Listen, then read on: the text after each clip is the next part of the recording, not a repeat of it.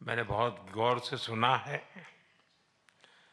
Bharat Cyprus आर्थिक संबंधों के लिए आपकी प्रतिबद्धता को मैंने महसूस किया है। आपके विचारों में सिर्फ संभावना ही नहीं, संकल्प को भी मैं महसूस कर रहा हूं। यह स्पष्ट है कि हमारे संबंधों में आगे बढ़ने की अपार अपार संभावनाएं हैं। फ्रेंड, साइप्रस लंबे समय से हमारा विश्वसनीय पार्टनर रहा है, जिसका आप लोगों ने भी उल्लेख किया, और भारत में यहां से उल्लेखनीय निवेश भी हुआ है। कई भारतीय कंपनियों ने भी साइप्रस में, और एक प्रकार से साइप्रस को यूरोप का गेटवे के रूप में ही देखा है। आज आपसी व्यापार $150 मिलियन पहुंच गया है, लेकिन हमारे रिश्तों की वास्तविक क्षमता इससे बहुत अधिक है। आप में से अधिकतर लोग भारत से जुड़े हुए हैं और पिछले 11 वर्षों में भारत की ग्रोथ स्टोरी को भी देखा है। पिछले एक दशक में भारत विश्व की 5वीं सबसे बड़ी इकोनॉमी बना और बहुत निकट भविष्य में हम दुनिया की तीसरी इकोनॉमी बनने की दिशा में बहुत तेज गति से आगे बढ़ रहे हैं। आज विश्व में भारत बहुत तेजी से ग्रो करने वाला एक इमर्जिंग इकोनॉमी में इसका स्थान है। साथियों, आप भली भांति जानते हैं, हमने टैक्स रिफॉर्म्स किए हैं। जीएसटी के साथ वन नेशन वन टैक्स प्रणाली लाई गई है। कॉर्पोरेट टैक्स रेशनलाइज किया गया है। हजारों की संख्या में कानूनों में डीक्रिमिनलाइजेशन करने का काम हमने किया है।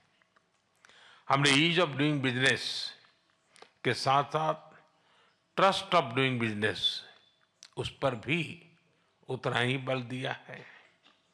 आज भारत में स्पष्ट नीति है, उसके साथ साथ स्टेबल पॉलिटी भी है। 6 दशकों के बाद ऐसा हुआ है कि एक ही सरकार लगातार तीसरी बार चुन करके आई है। भारत की डेमोग्राफिक डिविडेंड और टैलेंट से आप भली भांति परिचित हो और आपकी बातचीत में भी इसका जिक्र हुआ है। पिछले 10 वर्षों में डिजिटल रिवॉल्यूशन आया है। फाइनेंशियल इंक्लूजन एक मिसाल बना है। यूनिफाइड पेमेंट्स इंटरफेस यानी यूपीआई के माध्यम से आज विश्व का 50% डिजिटल ट्रांजैक्शन भारत में होता है। फ्रांस जैसे कई देश इससे जुड़े हैं। साइप्रस को भी इससे जुड़ने के लिए बात चल रही है और मैं इसका स्वागत करता हूं। भारत में फ्यूचरिस्टिक इंफ्रास्ट्रक्चर के विकास में हम $100 बिलियन से अधिक का सालाना निवेश कर रहे हैं। इस वर्ष के बजट में हमने मैन्युफैक्चरिंग मिशन की शुरुआत की है। विश्व में वैक्सीन्स, जेनरिक मेडिसिन्स और मेडिकल डिवाइसेस के मैन्युफैक्चरिंग में भारत वर्ल्ड लीडर्स में से एक है। मैरीटाइम और पोर्ट डेवलपमेंट पर हमारा फोकस है। हम शिप बिल्डिंग और शिप ब्रेकिंग को भी प्राथमिकता दे रहे हैं। इसके लिए एक नई पॉलिसी भी लाई जा रही है। सिविल एविएशन सेक्टर में भी तेजी से ग्रो कर रहा है। भारतीय कंपनियों ने 1000 से ज्यादा एयरक्राफ्ट्स उसका नया ऑर्डर दिया है। इनोवेशन भारत की आर्थिक शक्ति का मजबूत स्तंभ बना है। हमारे 1 लाख से ज्यादा स्टार्टअप्स सिर्फ सपने नहीं, समाधान बेचते हैं। इनमें से 100 यूनिकॉर्न बन चुके हैं।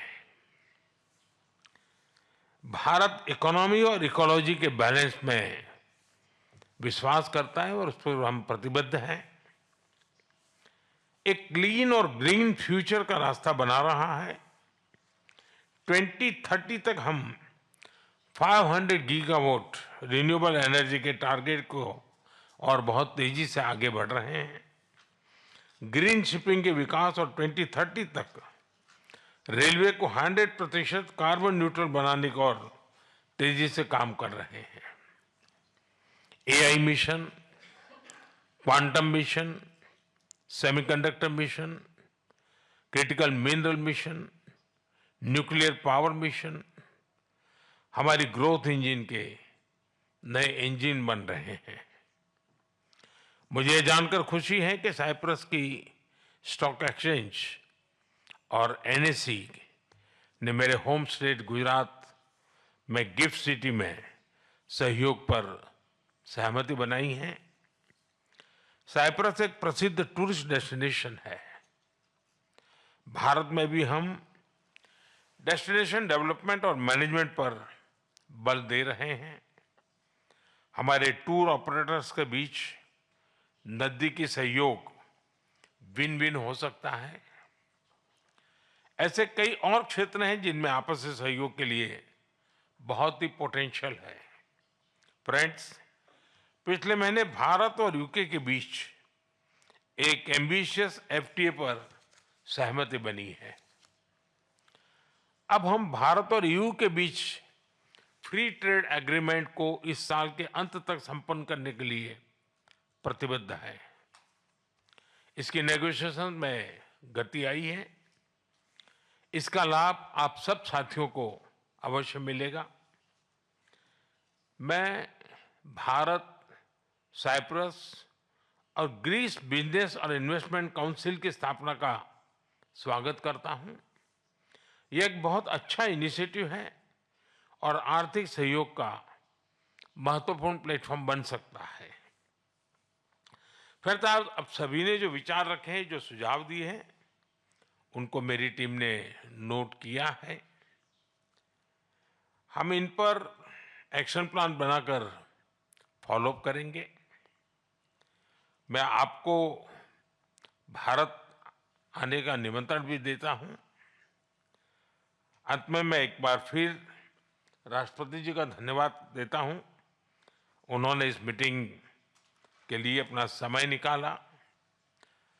इस राउंड टेबल को सुयोजित ढंग से आयोजित करने के लिए मैं Cyprus chamber of commerce and industry और इन्वेस्टमेंट साइप्रस का भी आभार व्यक्त करता हूं। आप सबका बहुत बहुत धन्यवाद।